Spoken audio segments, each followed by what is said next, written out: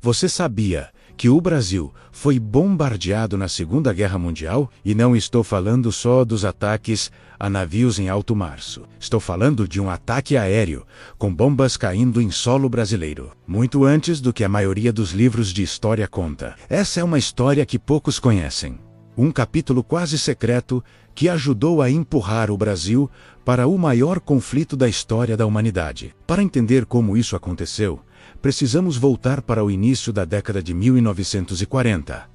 A Segunda Guerra Mundial já incendiava a Europa, a Ásia e o norte da África. Mas aqui, nas Américas, a situação era diferente. O Brasil, sob o governo de Getúlio Vargas, tentava um jogo de equilíbrio muito delicado. Por um lado, tínhamos fortes laços comerciais e culturais com a Europa, incluindo a Alemanha e a Itália, países do eixo.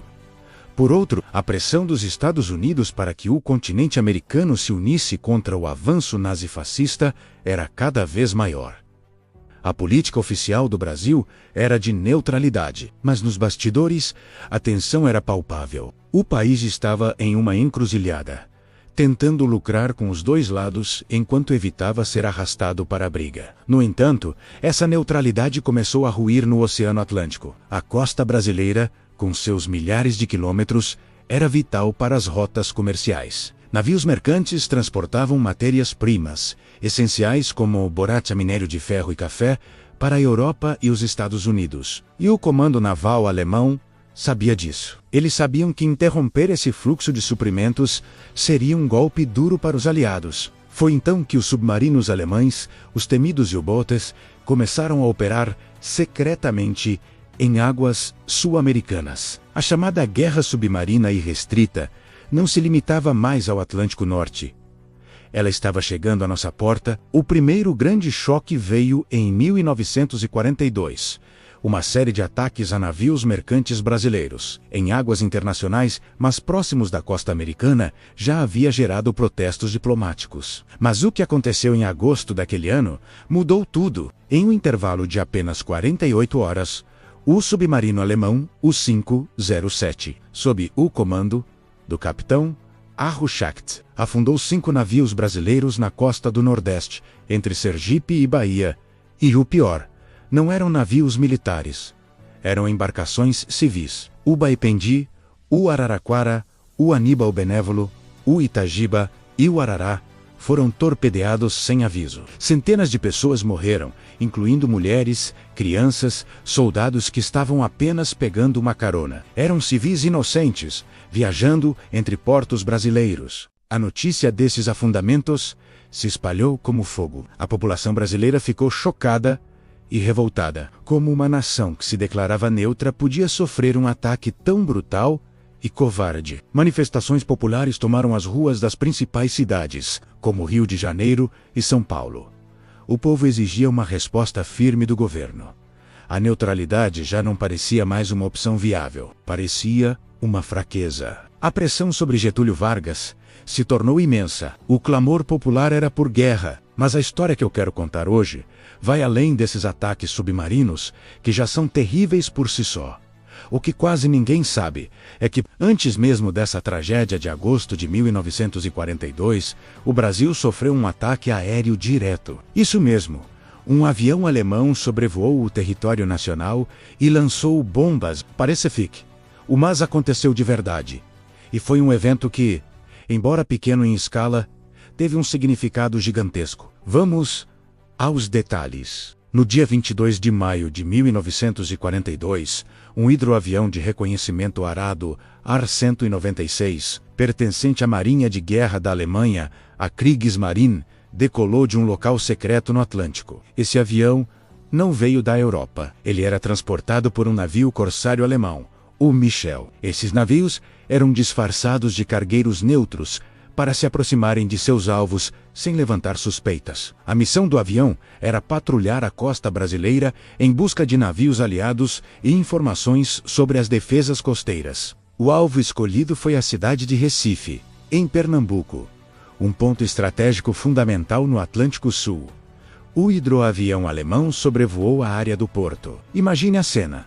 Em plena luz do dia, um avião com a Cruz Negra da Força Aérea Alemã voando baixo sobre uma cidade brasileira. A tripulação do Arado lançou 2 pequenas bombas. O objetivo não era causar uma destruição massiva, mas sim testar as defesas, criar pânico e enviar uma mensagem clara.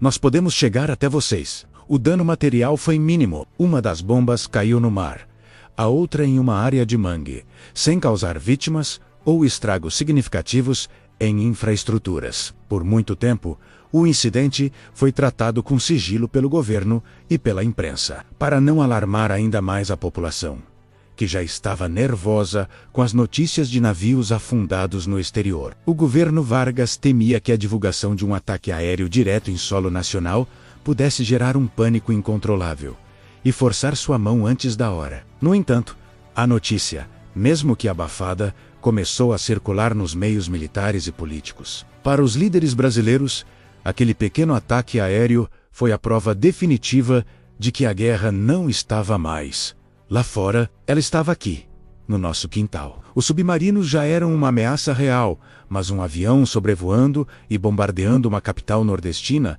era uma violação direta e inegável da soberania nacional. Mostrava a audácia e o alcance do eixo. Esse evento, somado aos crescentes ataques submarinos, foi um dos fatores que aceleraram a mudança de postura do Brasil. A ideia de neutralidade se tornou insustentável. O governo começou a intensificar as patrulhas costeiras e a colaborar mais abertamente com as forças americanas. Os Estados Unidos, por sua vez, viram nesse episódio a oportunidade perfeita para consolidar sua influência e trazer o Brasil de vez para o lado dos aliados. Eles ofereceram ajuda militar e tecnológica, modernizando as forças armadas brasileiras e estabelecendo bases estratégicas no Nordeste, como a famosa base de Parnamirim em Natal, que ficou conhecida como Trampolim da Vitória por ser o ponto de partida de milhares de voos para a África e a Europa. Os meses seguintes foram decisivos. A tragédia dos navios afundados em agosto de 1942 foi o estopim que faltava. A revolta popular atingiu seu auge, e Getúlio Vargas não teve outra escolha. No dia 22 de agosto de 1942, o Brasil declarou o estado de beligerância contra a Alemanha e a Itália. E finalmente, no dia 31 de agosto, declarou guerra formalmente. O gigante sul-americano, antes relutante, havia despertado. O ataque aéreo a Recife pode não ter deixado cicatrizes físicas na cidade, mas seu impacto político e psicológico foi profundo. Ele expôs a vulnerabilidade do Brasil e demonstrou que a distância geográfica não era um escudo contra a guerra moderna. Foi uma provocação que, junto com a brutalidade dos ataques aos navios civis, uniu o país em um sentimento de indignação e patriotismo. Foi o momento em que o Brasil percebeu que não podia mais ficar à margem da história. A partir daí, a participação brasileira na Segunda Guerra se tornou cada vez mais ativa. A Marinha do Brasil passou a escoltar comboios no Atlântico, enfrentando os submarinos alemães. E claro, em 1944, a Força Expedicionária Brasileira, a FIB, foi enviada para lutar nos campos de batalha da Itália,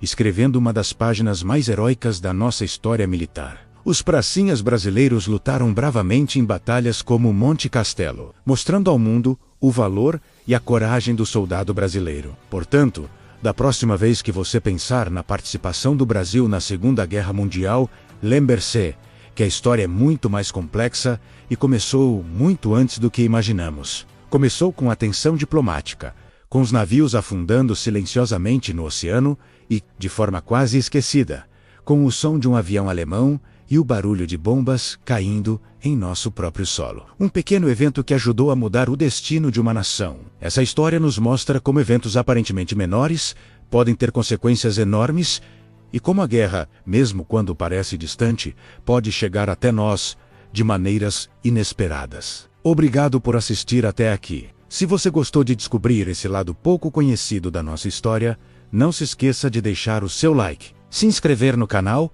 e ativar o sininho para não perder os próximos vídeos. Deixe nos comentários se você já conhecia essa história do bombardeio aéreo em Recife. Até a próxima!